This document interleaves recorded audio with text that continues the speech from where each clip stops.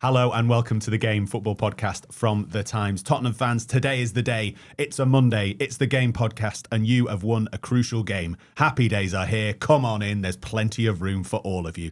It's much less cheery news though for Manchester United fans. And on today's show we'll discuss and 1 Amorim 0 and plenty of the other action from the weekend, including Liverpool, Manchester City, West Ham, Bournemouth and Everton.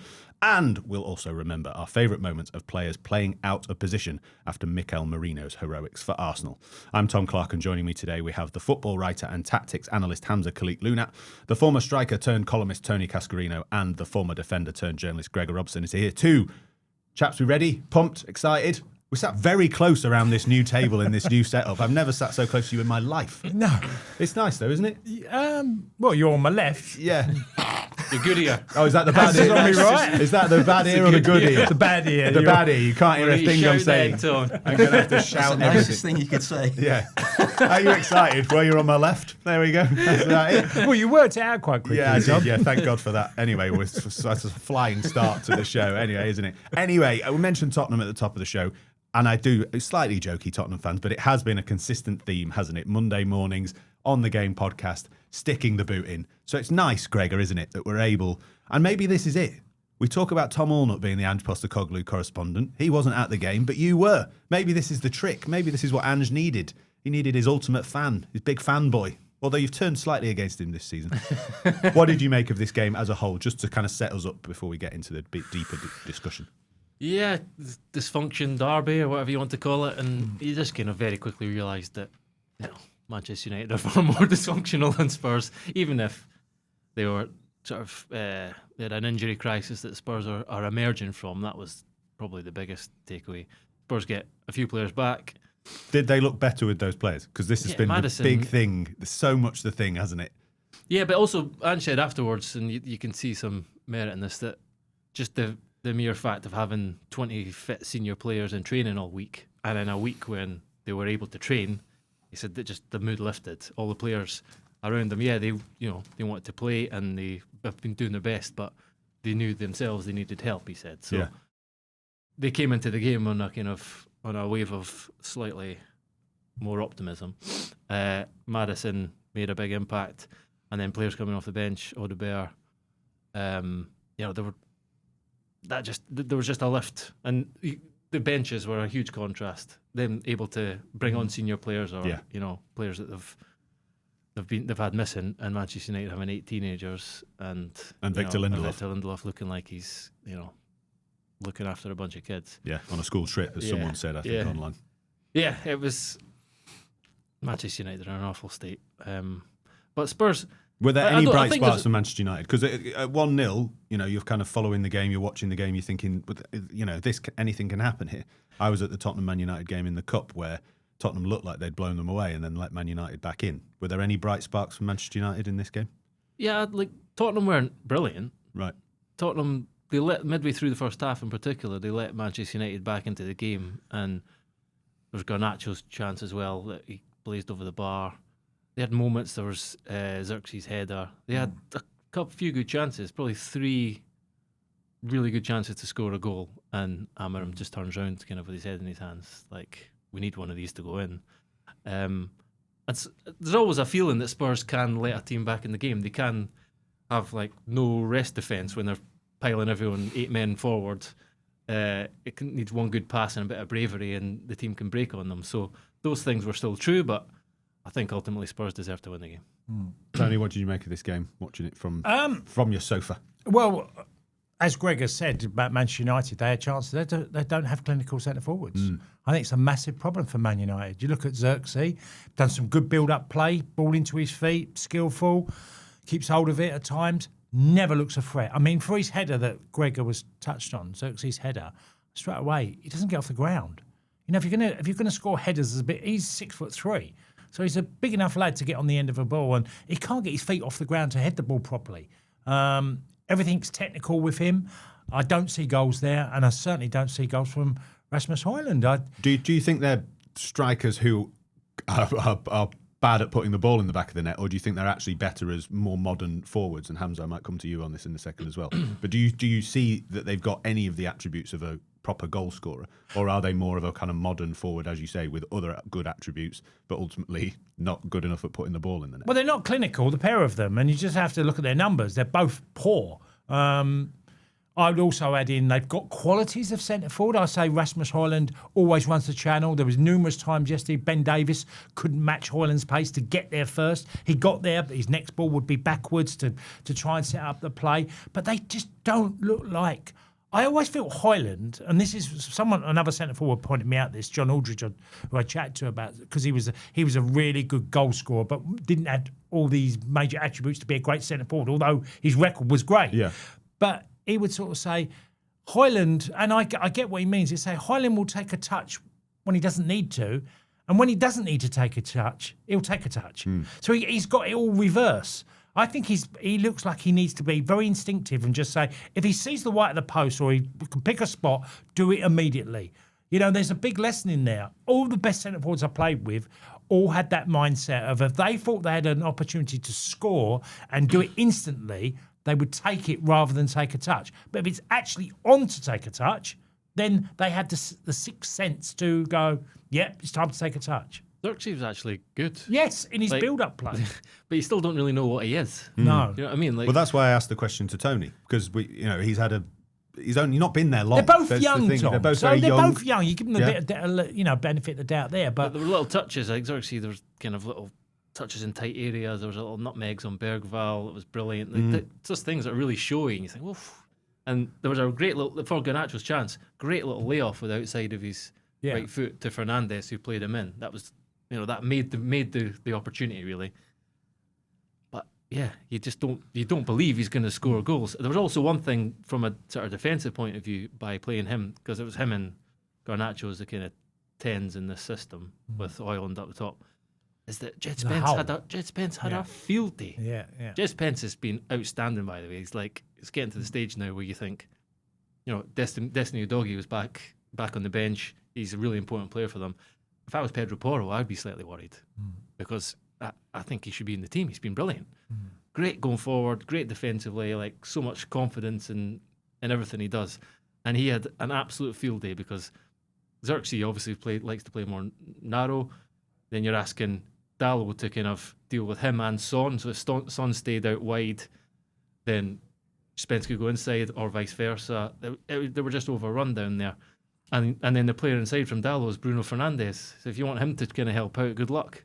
So it was just a disaster zone for them. That was a common theme. Yeah. I'm going Hamzah. Hamzah, I just wanted to ask you, just to finish the chat about Højlund and Xerxes, about those two players and some of the points the guys made there. I agree with Gregor. I actually thought Xerxes was... there was stuff to like about him. I think the one thing that he was missing, though, is verticality. And when I say that, I mean literally the ability to stretch play and run in behind. So he was doing good stuff on the ball, but not really carrying with it. And then without the ball, he wasn't breaking behind to support Højlund. And I think that's important with Højlund specifically because he feels like he's a player that would, and Tony's mentioned this to me before, it would benefit from being in a two. He's a player that likes to peel to one side. If you look at his runs, they're often from the right side to the left. So he tends to receive the ball on like the left side the outside of his left foot, which always takes him away from goal. So then he's always in a sort of quite a narrow position, which makes it harder to get shots off at goal. Until around like 3 games ago, I don't think he had a single shot from right of centre in the box. So he always sort of attacks this area. And if you've got a player that's doing that, you probably just want someone that's also attacking the other side with him. If you merge them together into one single striker, you'd be like, this... And then taught them how to finish. You have a hell of a player on your hands. But I think what this game showed is that if Xerxes is to have a future in this Manchester United team, it's probably not going to be as a striker, and it probably is going to be playing off the striker. And that seems like a better, more natural fit for him, because when he plays as the 9, he doesn't offer enough to the team. He's offering bits here which give you an idea of what he could do in the future. Still has flaws, in the system. I was going to bring it back to the system, and Tottenham fans, we will come back and talk about Tottenham. I said we were introing the show, talk about how you've won, but we've started talking about Manchester United. Gregor, in terms of that system, Hamzah's making points about where Xerxes might play. You've obviously said at the very top about how many injuries they've got, Amad Diallo the latest. Even with that, did you look at this team and system and go, okay, yeah, they're starting to get it in a limited capacity, or does it still look like the system is a real issue? looks an issue to me.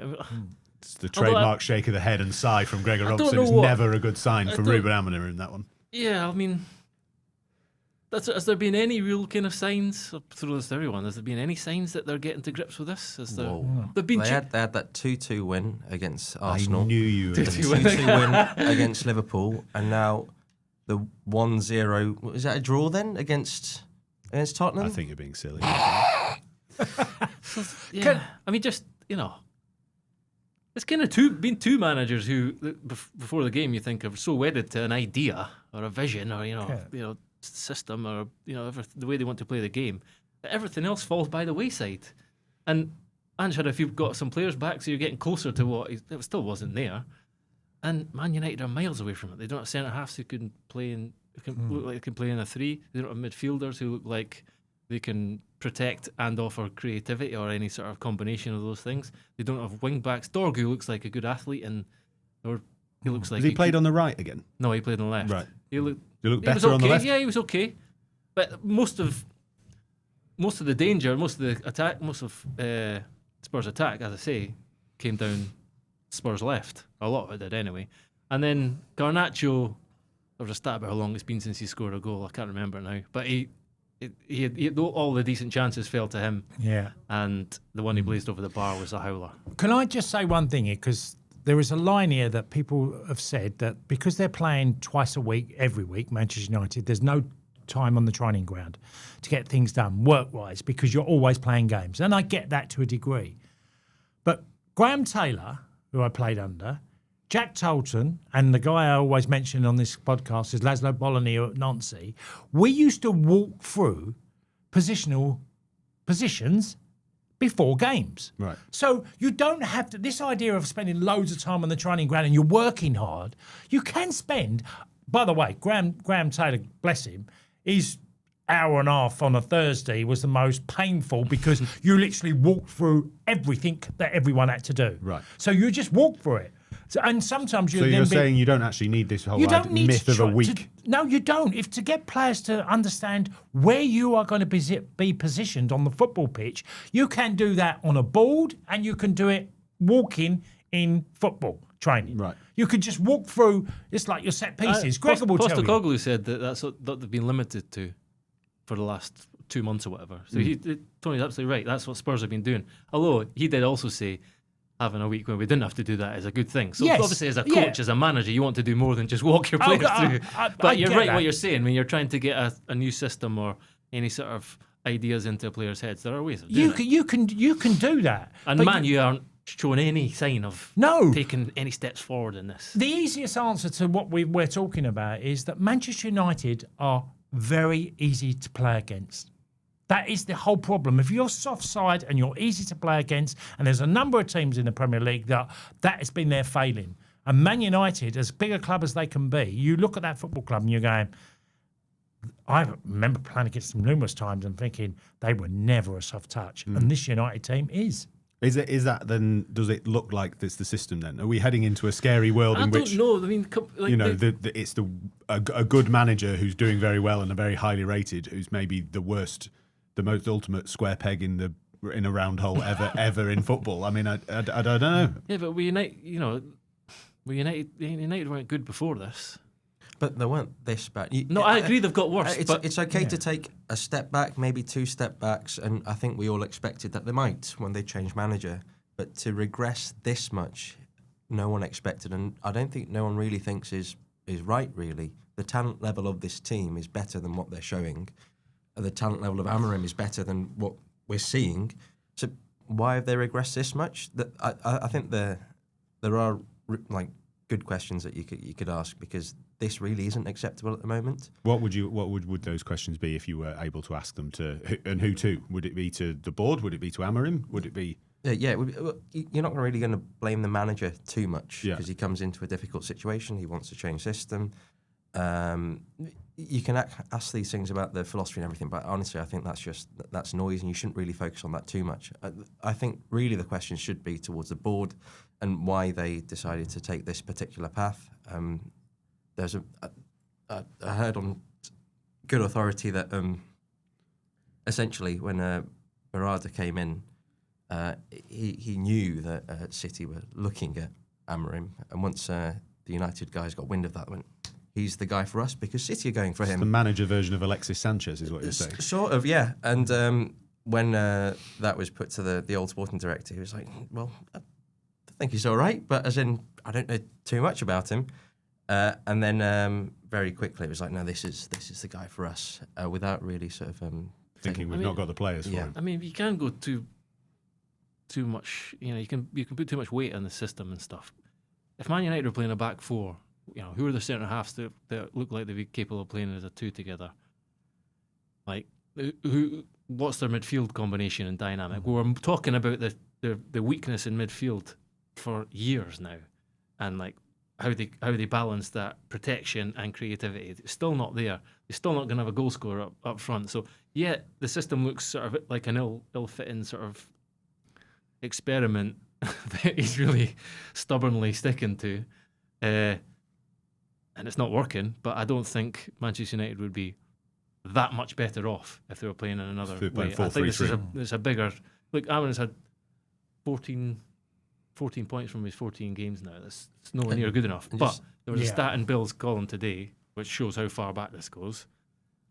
In their past 135 games, Man City's goal difference is 203, Liverpool's is 169, Arsenal's is 157, Man United's is -1. Which it was last season. They were -1 Well, in the they've got Premier League. 135 games still. That's a long time. So that's a long time they've had this issue to deal with, Yeah, and just Hamzah. very quickly, because the club made its ambition to win the league title and all that sort of stuff, I think it's just worth asking, if you are a Manchester United fan and you're listening, or you're just a fan, like, which of these players that are in the squad or in the starting 11 do you think are of the level to actually move Manchester United towards a title? I'm not saying necessarily win it, but actually be in that conversation. Champions League Mission qualifying 21. team. And so, like, as much as I said, I liked what I saw from Xerxes, and it was an improvement, and I really feel for Højlund. I don't think he's quite ready yet. I don't think, even if they continue to improve, that they will be at that level where they're in that top three conversation and they're challenging, with these players at least. So you're looking at quite a big overhaul. And of that 11, in 3 years, I'm not sure I would be keeping anyone from that starting team if I was trying to get in the top 3. Gregor? I agree. You sometimes think Bruno, because he can In 3 years, though. No, exactly. At his age, it's not going to be the case. Plus, I think that there's something about him that's just a bit of again, in this system, is a bit of a luxury that you can't afford. And it's the same sort of thing with Xerxes. There were a couple of times in this game where when Man United were on the front foot and they lost possession, and you saw, I think it was Andreas Jorgensen, just immediately get up and like push his hands forward. I know it's not translating very well on a podcast, but like, now is the time where we've got to press. We just lost the ball. Remember, don't switch off. And they switched off, and Spurs just cut through them. And you see them like turning away in disgust. Højlund as well a few times. Just this positioning where like there was a triangle of passes played around them, and that's him completely out of the game. It's like... So we're basically, in a nutshell, we're saying there's a lot of players who actually don't understand what they're meant to do on the football they're not field. doing what they've been told, asked to. Well, you'd like to think that that's a given. Not that they've given up already. No, but they're not understanding what they're actually meant to be doing on the football field. They've got coaches from the sidelines waving you like Gregor has talked about to get back in. They should know that. That should be instilled in them that when this happens, you do this. Do they? That's basic. That's basic. That's coaching level 1. How are you going to get rid of that? It's talking about a summer clear out then. Who's going to buy all these players? Are they not stuck with them then? Who's going to buy them? Silence descends. Good question. Silence descends. Well, that's the predicament that United are in. Like Ruben Amorim comes out and says we need to sell players to be able to invest. Who are these players? They're probably academy graduates. The few players that you maybe don't want to sell, and then like otherwise you're stuck. You're hamstrung. There's you don't have the ability to. Really hoping for Marcus Rashford's loan at Aston Villa to be really good so that he can sell him for like 200 million or something. Something that would really help. He looked very good, didn't he? He did look very good. He added spark. He drove him from the left. He got shots off. Yeah. all the sort of things that. Before we head on to talk about Aston Villa, we need to come back and talk about Tottenham just very quickly, Gregor. Right. Sorry, Hamzah. It's just because I introed the show saying it was great news for Tottenham fans. Come on in, and we've ended up booting Man United for 15 minutes. But Tottenham showing signs of improvement with those players back, Gregor. And how was Ange Postecoglou in the press conference? A question I've asked to your colleagues many times in recent weeks. Postecoglou was, as I say, he was talking about just there being a lift in the mood because players are back, and it was important, with that being the case, to kind of, I think it's the first time they've won back-to-back games since September, and only the second time all season in the league. Remarkable. So it's like just the idea that there's possibly a bit of momentum can build now, and a couple others aren't far away. Solanke, I think, as well. So it's also important for him because he's as he said, I've been like banging on about this for a long time. That we're missing these players. Any team in the country will feel it. So when they return, you've got to show a kind of step forward, and they did. As I say, I don't think they were brilliant. He admitted that. He said we'll be better. But there were some real positives. I think Maddison was one of them. He's just really crafty, he was a player, really crafty, and trying to make things happen all the time. He was a player that he chose to pull out. I was at the West Ham game and he brought him off at half time and pointed his finger, sort of, not doing enough. And one thing that I still find strange with Spurs, I'm not saying you have to do this, but it seems like a good idea when they're in a good position when there's like 2 or 3 minutes to go, is maybe try to run down the clock slightly, which they didn't. And I was thinking, you're going to pay. Not the way they play. Yeah, I know, but it's not a great idea because there are teams that are going to catch you in the final minute of football, because they were still trying to do the thing to get them another goal, and I get it. But 2-3 minutes to go, I'm thinking they could end up getting egg on their face with a goal. They have many times this season. Yeah. Just Tony, very quickly as a final point on that, to Gregor's idea of when players come back and it giving a lift, that is true, isn't it? Ange's talking about, if you've been a player in that Tottenham dressing room who'd maybe been playing this whole time with all your teammates injured, it is a difference when you start seeing a forward line of, Tell, Son, Maddison, Kulusevski. And your goalkeeper, Vicario, he was good. You're like, oh, okay, yeah, fine. Okay, this is a bit more confidence when you're stood in the tunnel, isn't it? Yeah, of course, you miss your best players. I don't. Even if you take the game back a number of years ago, and you went to Manchester United or a Spurs team, and you had no Ardiles, no Hoddle, no, I don't know, Klinsmann, of course you're going to miss them. But you still have a side. I think where their fall down has been is that they've still lost to Ipswich and they've lost to Leicester at home. They've had them type of results that have just made people think, well, that team is still a very good side. There's still a lot of good players in that side. Greg, just a quick question. What did you make of Son? Because just watching him on the telly, at least, I got the sense that he's fading quite a bit. But I don't know if you felt different. Well, every Tottenham fan feels like that. Gregor Robertson, legs gone correspondent. Is that what you're asking, Hamzah? I wouldn't say his legs are gone. As I say, they was combining quite well in the early stages of the first half down the left.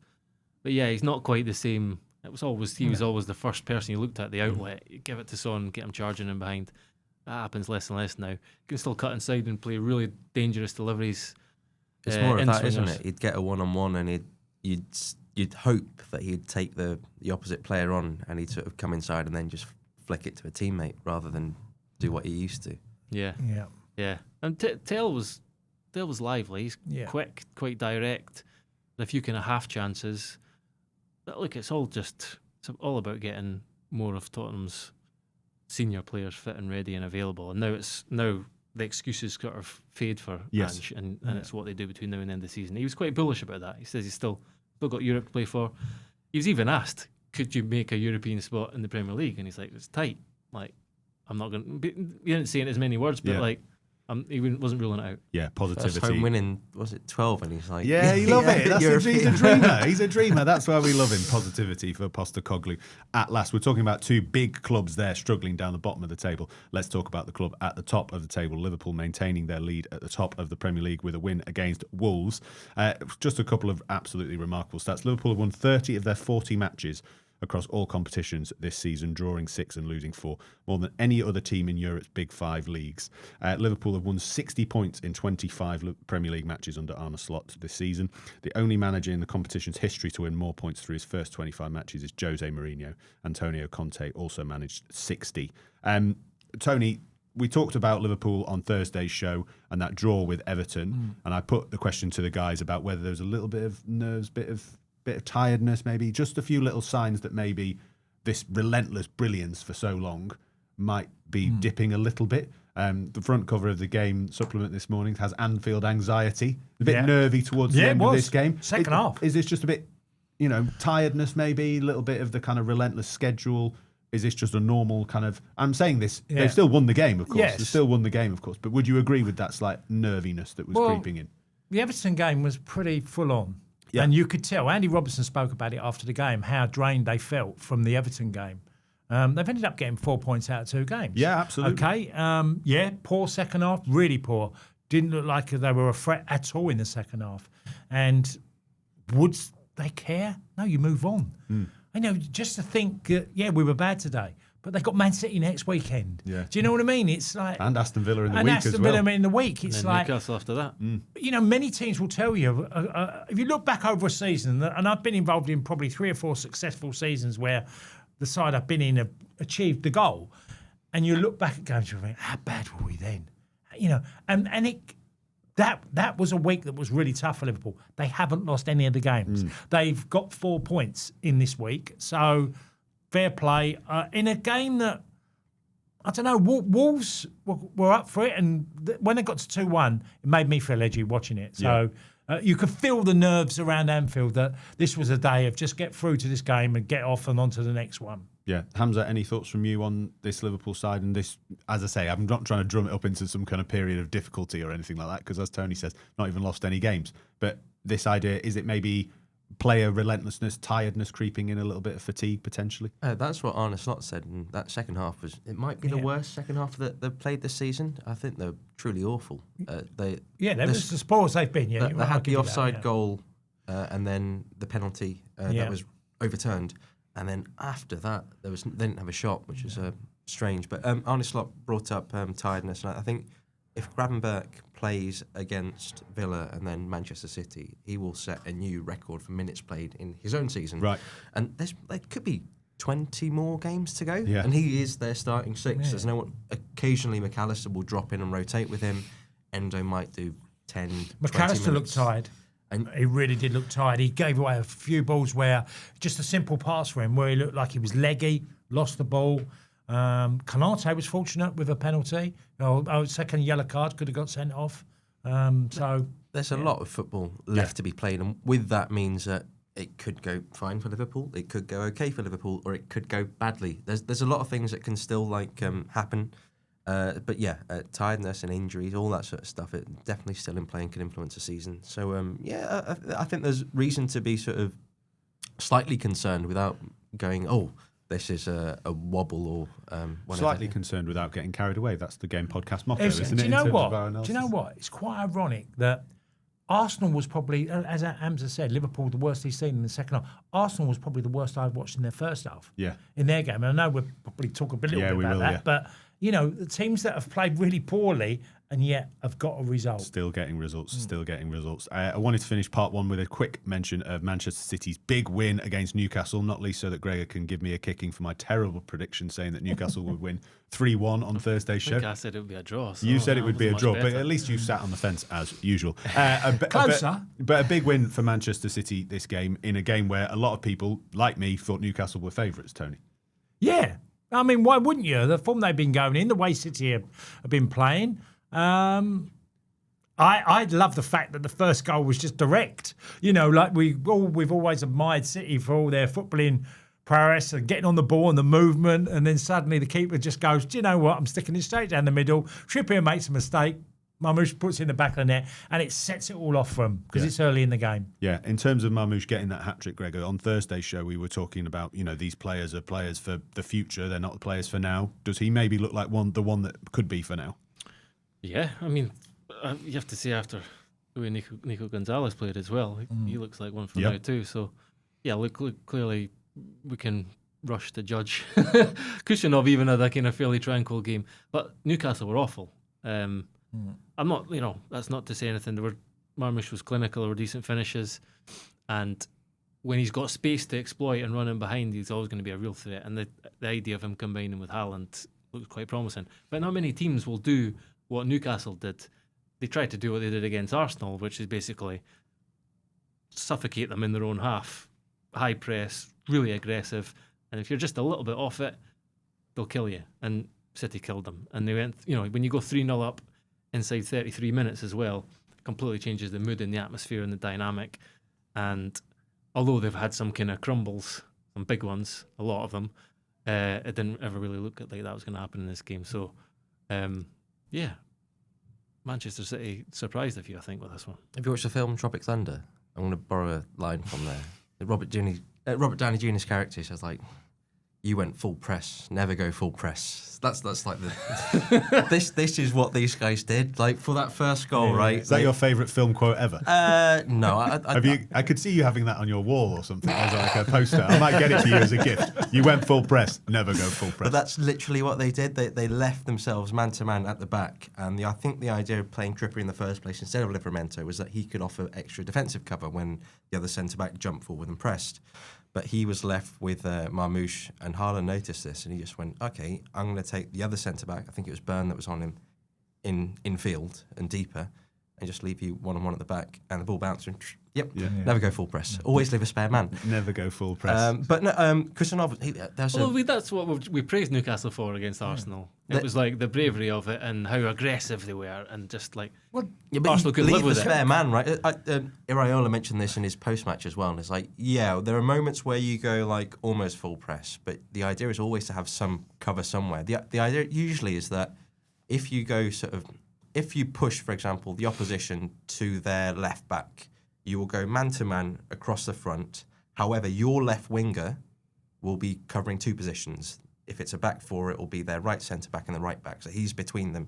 He's in a sort of zonal position, so you're not full man-to-man.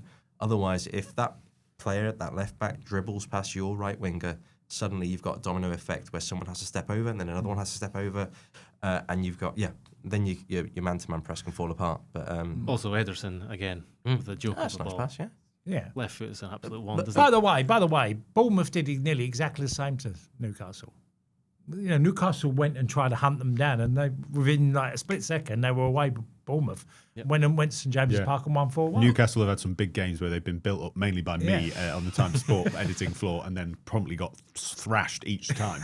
Speaking with Martin Hardy before both of those games, Hamzah. Sorry, I know I just said never go full press, but if you are going to do it, right, you've got to make sure in those key 1v1 duels that you have like physical superiority. Absolutely, yeah. You've got to have your biggest, strongest guys, your aerial duel specialists there.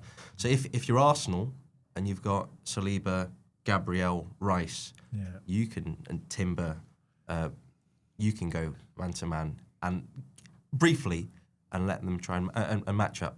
But you're not going to do that all match. But if you've got Trippier covering and he's up against Marmoush, that's not an ideal sort of matchup. And I think maybe Newcastle were familiar with Marmoush, but weren't quite sure of how good he is yet or what he could do in the league. And they went, oh, okay. Yeah, they learned quite quickly. We're not going to leave him one-on-one against Trippier anymore. Not quite as catchy, that catchphrase, never go full press, unless, but maybe. But listen, it's all about context on the Game podcast, and there's plenty more context and catchphrases in part 2, but it's time for a break, which means it's time for the quiz question. Who am I talking about when I say a former footballer who won 33 caps for Ireland between 2000 and 2005 and played at the top and the bottom of the football pyramid for Luton, Tottenham, Norwich, Charlton and Wycombe? Find out after the break.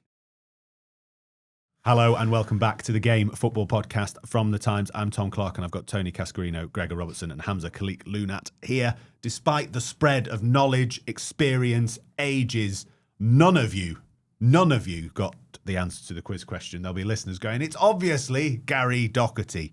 Bit more niche than normal, but it was linked to the idea of players playing in different positions. Gary Doherty, of course, famed for playing both as a striker and a centre-back. Is that the first time no one's got it? I think there's a few other times. There's been a few, but generally, you're pretty good. You're generally pretty good. It's also the fact that you actually all love the quiz whilst taking the piss out of it and saying, why do we do this all the time? This is a serious podcast. Blah, blah, blah. And then when we stop recording, you're like, wait, read them again.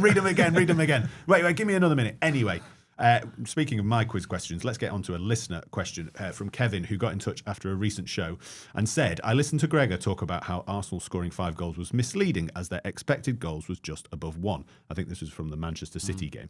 I also heard every pundit say that Havertz missed a sitter. Surely you can't miss a sitter and it be low XG. Both things can't be true.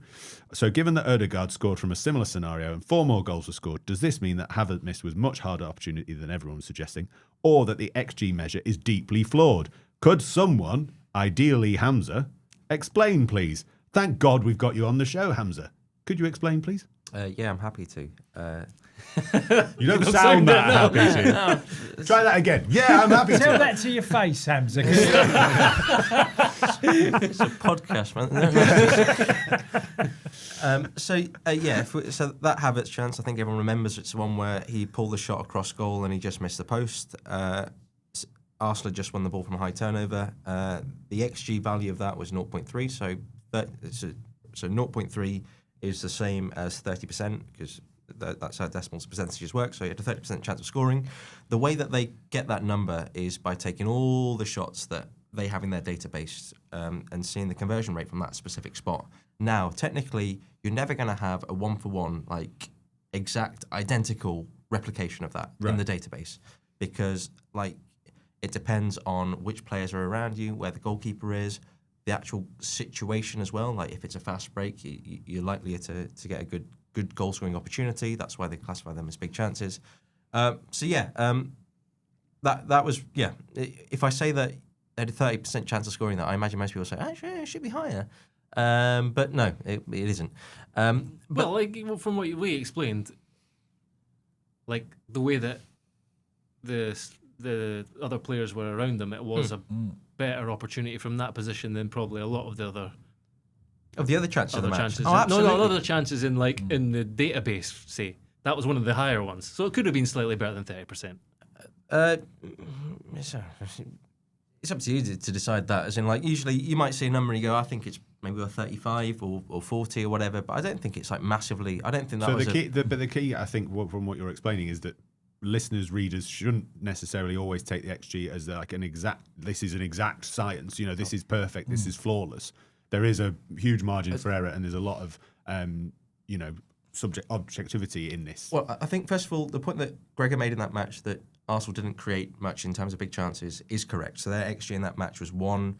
They had 2 big chances, and if you just look at the actual quality of chances in that match, they didn't create that much. They had a few shots from outside the box that went in, some poor goalkeeping, and I think on reflection, people go, actually, it felt like Arsenal dominated that match more and probably should have had better chances for what they had. So I think that point's important first. So I think Gregor was right in saying that. To your point, whenever people look at XG, I think it's far better to use it in the aggregate. So rather than focus like on single matches and single shots in particular, don't do that. What you should be looking at is, how is a team doing over a 6, 8, 10, 12, whatever match period, and then using those numbers. That's where they're more valuable. When you start looking at these sort of things, because I think I may have explained before, when they collect these, you usually have 2 guys that are watching the match and they're tagging every single event that's going on. So if it's an aerial duel, if it's a pass, if it's an interception, one person is doing one team, the other doing another. So it's all manually collected, for Opta at least. Then it's reviewed, but I wouldn't take the individual shots and really scrutinise them, because that's not what this model is there for. You should be using it to, if you look at a striker and say, over this season, how many shots have they had? Are they getting those from good positions? Are they underperforming or overperforming? If they're underperforming, why is that? And if they are, you go, maybe that team's going to sell that player cheaply because. So it's trends over a long period of time is where it can be useful rather than in these instances. Just going to say, like, you almost never, or have you ever known there to be like 100% or a 99% chance, goal scoring chance, measured by XG? There's been 99. Like, remember that Choupo-Moting one for Bayern Munich, where he literally stopped it on the line? That might be around seriously, and that's also very rare as well. That's my point. So if you think 30%, then like you've got to realise that actually, even what you think is an absolute sitter will still not be that high at expected goals. One little question. Do you take weather into consideration as well, that is a good question. No, I'm serious. No, for this model, they don't. But as in, if you wanted to, you could develop a model that. But no, you raise a good point. No, seriously. Really? On a slippy, on a snowy windy? day. No, on a snowy Wind? day. Like you. Yeah. Sorry.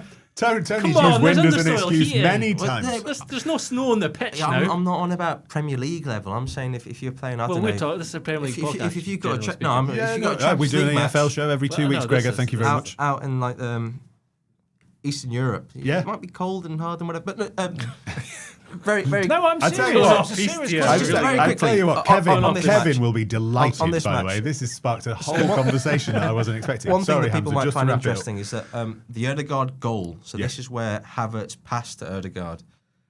People would be very surprised that had a 0.12 xg, but I'd actually encourage people to rewatch it because Havertz in that moment, he had an opportunity to shoot, and he passed, and I think it was the wrong decision because what he did, he took quite a good goal-scoring opportunity and passed to Ødegaard, who was under immediate pressure. I mean, the player closing him down, it might have been Stones. I think it was Stones, actually. It was as close as Tony is to me, and as listeners would have noticed from the start of the podcast, he's just to my left. Really close. He can't hear you though because you're on his right ear. Yeah. But that meant that the chance itself, the quality of it was suppressed, so that XG was actually 0.12, which again, people go, whoa, that's way too low, but look at that chance again. I think you say maybe should be a bit higher, but I don't think it would be as high as 0.5 or whatever.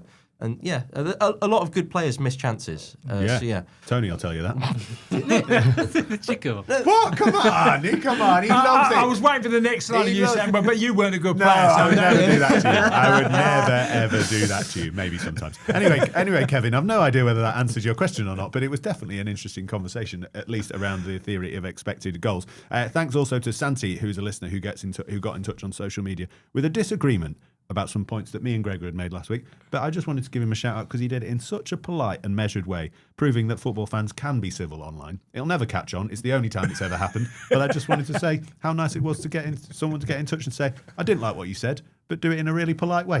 What did we say? I just said you were an idiot, but we won't dwell on it for too Not long. that polite, is it? Yeah, anyway, let's move on and talk about some more of the weekend's action. Let's talk about West Ham United. Tony Cascarino, you were there for your weekend column. We'd sent you to this game with the idea that maybe we weren't sure what you were going to get to talk about. No. Sometimes we're a bit prescriptive with these. Let's go and look at this strike, as you did with Dominic Calvert-Lewin a few weeks ago, where he then gets injured after 10 minutes. So we thought, let's just send you to West Ham and let's see what you can find. And what you found, you weren't that impressed with. No, I like to go with an idea, but it can be very changeable. Yeah. And that's what happened on Saturday because the first half of the game, look, walking to the stadium was quite extraordinary because as you're coming out of Westfield and you're walking towards the London Stadium, the atmosphere and the bars are vibrant. You could hear all the songs, and get to the game. They play just before kickoff. It's I'm Forever Blind Bubbles, and it's quite lively. But the moment that stopped, the game started, it felt like the life out of the West Ham fans, the air, just sucked everything out of them from singing because West Ham were really poor. Yeah. I mean, to say it could have been 3-0 is an understatement at half-time. Yeah. I think a pal of mine who's a season ticket holder said it's one of the worst halves he's seen all season. They had numerous... Look, Sade, Mbomo, Rizza cause loads of problems. They go slow, then really quick, Brentford, and do it well. But they had a style where West Ham's was really leaving two centre-halves up against the pace, and they gave away the ball a lot. And also, players like Kudus getting on the ball, and, he's been brilliant for West Ham, certainly since he arrived, and has not playing as well of late, but every time he went backwards, there was the boos because they don't want him to go backwards. It just felt, and the Potter play... It just reminded me, because I saw a lot of Graham Potter's early games at Chelsea. And I remember thinking the same thing after a number of games. I just don't see this working. I came away thinking that, and I'm thinking, am I being really harsh? It's only 6 games in, which it is, and I'm literally going, I'm not sure, I'm not convinced by what I'm watching. And it's a difficult one because there's a lot of demand from 60,000 fans, and especially West Ham fans, because they have the West Ham way or whatever that you define that as. But I came away thinking he may change it to give Were they him better? credit. Yeah, because the other thing my pal said was that they thought they were better with Way better. Ward-Prowse and Ferguson, Ferguson. kind of direct line, bit more simple way of playing, perhaps. Maybe. Yeah, yes, they were Looked better. definitely better, but they still didn't really hurt Brentford in goal scoring chances. And since he's took the job, they haven't up. You know, when we've seen, I know I'm mentioning David Moyes, we've seen him go to Everton and there's immediate impact in more goals. You're looking at Graham Potter's West Ham team, and there doesn't look any impetus at all for more goals in the way they're playing, because a lot of their passes is sidewards and backwards. And Is it like, you know, we talked in the first half of the show about players learning new systems and new managers. Graham Potter's not been there all that long. Is that about it a change from how Lopetegui played maybe to how he wants to play?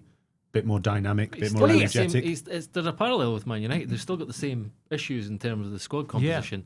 I still look at their defenders and say, who have they got who can play as a 2 and who's going to look comfortable in a 3? They're going to get in trouble with 2. What's the balance of, like, you know, defensive nous and creativity in midfield? It's non-existent. Like these are things. No that legs. no in midfield. manager. Soucek came off at half time, and I thought that was a strike. Look, he might have had a niggle. We don't know, but they definitely looked very ponderous in midfield and no legs. And not that he's quick, but he's also a threat. If you get him in the 18-yard box and he gets there, he's always an aerial threat. Ferguson, to his credit, looked sharp. Had half a chance. Goalkeeper made a decent enough save. He created a chance for Mohamed Kudus that probably he should have done better. But that was about it. Bowen was negated quite comfortably, and Bowen's a good player. But you could tell his frustration because he was on the right. Don't think he should have had a penalty for that coming together? No, I thought he got tangled up with the legs, and I didn't think. Look, they've sort of changed the rules in this season, haven't they? From the game in the Premier League. If you're initiating contact. Yes, and that it was an sort of example. changed, and I wouldn't have said that was a penalty. It probably would have been given last season, but not this season. Yeah. Testing times for West Ham and for Graham Potter. As you mentioned, Everton there, West Ham and Manchester United both behind Everton now in the table. Just a few little stats for my mate David Moyes. Since David Moyes' first match in charge since returning to the club, Everton have picked up 13 points, where won 4, drawn 1 and lost 1, with no team in the Premier League picking up more.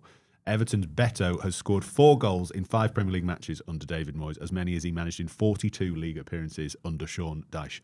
Honestly, David Moyes, lads, I'm telling you, he's a manager for the future. Man United, if you're ever needing a manager, have a think about it. Hamzah, we come on to the game that you were at, and it is more love. I'd say one of the most consistent themes of the podcast this season is love for Bournemouth, and there's more of it to come. There's a headline in the paper with your piece this morning saying that they are 5th, but they should, or perhaps could, be even higher. I don't know, you didn't write the headline before you start saying I didn't write the headline. No, I wouldn't say that. Subs do a good job of saving my blushes, so I'm not going to. Very smart, very smart. Good political move early in your career, Hamzah. But yes, Bournemouth, brilliant again. Yeah, they're one of the few teams I think I've actually said I like. Which is high praise for you. Yeah. This wasn't one of their best matches. They started brilliantly. They got 2 goals very quickly, and their fans were singing about Europe very early on, as in not just European football but Champions League football, and it actually became a bit too easy for them. They sort of stepped off the gas, eased into the second half, and then Southampton scored, and Iraola went, "What are you doing?" Made a couple of changes, and then got the 3rd goal. To the point that you made about the that table. So if you look at expected goal difference, it's usually a good indicator of of like team quality. It's the difference between the quality of chances you create and the quality of chance you face. And if you just sort of look at that, they're the 3rd best team in the league. Right. The problem is for them that they just haven't been converting their chances well enough. Which is why they're a bit lower than you'd think. So, but on that at least, and if you look at expected points, is where you take the expected goal difference from each match, you run a simulation, and you do it usually 10,000 times, and then you get the points odds, and then put that into a table, and they'd be 3rd as well.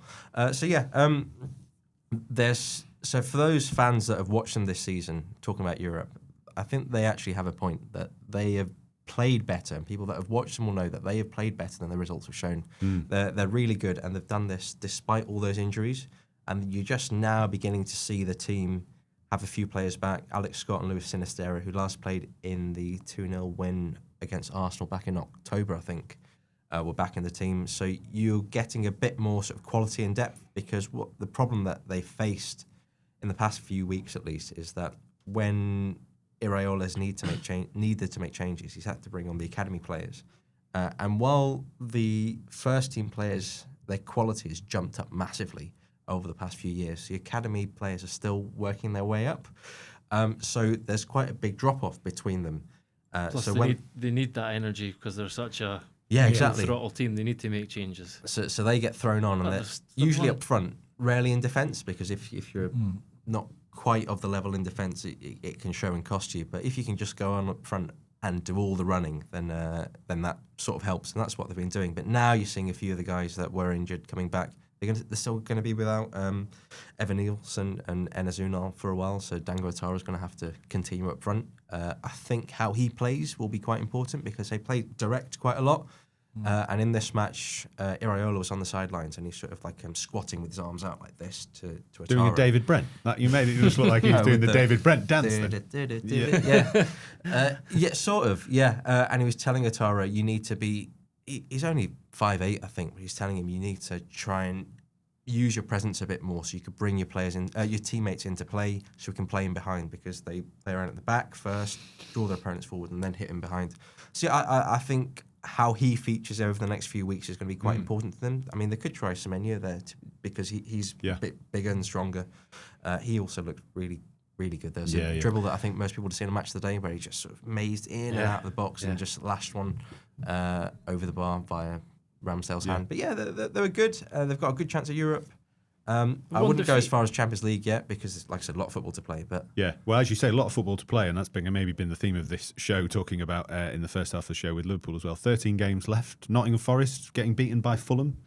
Gregor, they're in third. Hamzah, you're talking about the idea that Bournemouth could be in third in a different world. Do we see Bournemouth heading into the Champions League places? Tony, Gregor? Bournemouth have lost one game in 15 and won 10 of them in the league. Sustainable, though? But you're going to have to do that again, they've right? done this despite everything Hamzah just said. They're playing Lewis Cook at right back, who's not a right back, he's a midfielder. Like, Ouattara's not centre forward, he's a wide forward. So they've overcome a lot of these things. They've lost Senesi at centre half, brought in Huysen, who's been outstanding. Yeah, they've found answers, and they are a team and a club where it's like everyone who steps in seems to already know exactly what the responsibilities are. They know the system. It's always been drilled in. That's happened over time, of course, but it's there. It's clear as day. Like, they look one of the best coached teams in the league. But that run is like their best ever run. So they would have to replicate their best ever run. And that immediately just sounds like, that'll be very difficult to do. Got Ryan Christie as well playing the form of his life. They're a very dangerous team. You know, they don't go to Newcastle and win like they did. They've beaten some very good teams at home, teams at the top end of the table, Champions League qualifying teams. Bournemouth are a dangerous side, and they've not just had a few injuries, they've had a lot of injuries. Sky's the limit for Bournemouth and Andoni Iraola. May it be Iraola will be winning Manager of the Year season, Gregor, after you told me that it was Nuno Espirito Santo had it in the bag. Let's finish with a mention for Arsenal. A big win for them near the top of the table to just about keep this title race alive. I wanted to talk about Mikel Merino playing out of position, getting these goals as a kind of fun final topic for the end of the show. Tony, just very quickly on Merino playing in this position, and Arteta finding solutions to problems. Obviously, a huge blow for them losing Kai Havertz. This idea that can Arsenal keep this going, whether it's with Merino, whether it's with other players, for the rest of the season? Can they cope without this Havertz? We won't know of his solution yet, Merino, for that problem. But Arsenal and the players and the manager will be best placed because they watch him train every day. And if I told you the best finisher I ever played with was Dennis Irwin, don't do finishing sessions with Dennis Irwin. Right foot, left foot, unbelievable at scoring goals. He'd embarrassed nearly every centre forward I could think of. Maybe Clive Allen an exception, but unbelievable finisher. So if you're training every day, we all know. Gregor would tell you. We'd had lads who go, he's a good finisher, isn't he? And we might not be Gregor, a fullback, not Gregor, but sorry. Because I dug Tony out 10 minutes ago, I had to balance it up. You play with players and you realise, do you know what? They love finishing sessions. They join in and they're good at it. And I don't know. I'm just getting this gut feeling that the reason that probably Arteta's used him there because he's probably thought, do you know what? He's a good finisher in training. He's also great in the air. Yeah, exactly. And he's a they're threat team aerially that as always, well. you Yeah. know, whether it's Wanyeri or Saka, Yeah. cut back onto his left foot, in-swing crosses. I think that, obviously a goal came from that. There could be some joy in that. But It's not a coincidence that he's said to him, go down the middle. Yeah. He don't just say, oh, what shall I do? I don't know.